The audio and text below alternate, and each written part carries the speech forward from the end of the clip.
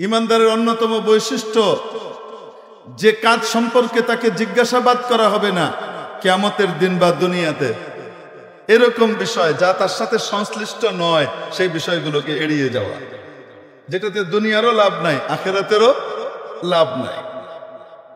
বলছিলাম, দেখেন নবীজি সাল্লাল্লাহু আলাইহি সাল্লাম কি বললেন, যে তোমাদেরকে তখন দুর্বলতা ধরবে, তোমাদের মাঝে দুর্বলতা চলে আসবে। সাহাবীরা এটাকে শারীরিক দুর্বলতা মনে করেননি, বরং তারা নবীজির কাছেই ব্যাখ্যা চেয়েছেন। মাল ওয়াহনু ইয়া রাসূলুল্লাহ, হে আল্লাহর রাসূল, এই দুর্বলতা কি, এটার ব্যাখ্যাটা একটু দেবেন কি? কি সেই দুর্বলতা যেটার কারণে আমরা সংখ্যাগুরু হওয়া সত্ত্বেও মার খাবো?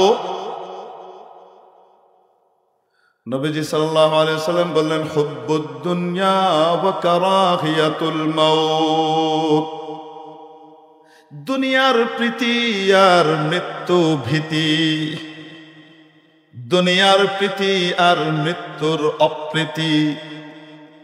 আজকে তোমরা যেভাবে দ্বীনের জন্য, ইসলামের জন্য, আল্লাহর জন্য মরণকে বেছে নিতে দ্বিধা করো না, তোমরা যেভাবে মরণের মুখে ঝাঁপিয়ে পড়ো, আল্লাহর দ্বীন জিন্দা করবার জন্য নিজের জীবনকে বাজি রাখো, তখন তাদের মধ্যে মৃত্যুর ভীতি আসবে।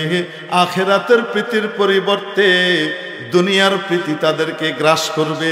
দুনিয়ার জীবন আখিরাতের জীবনের চেয়ে বেশি প্রিয় হবে, আর যার ফলশ্রুতিতে মরতে চাইবে না, তাই তারা মায়ের খাবে।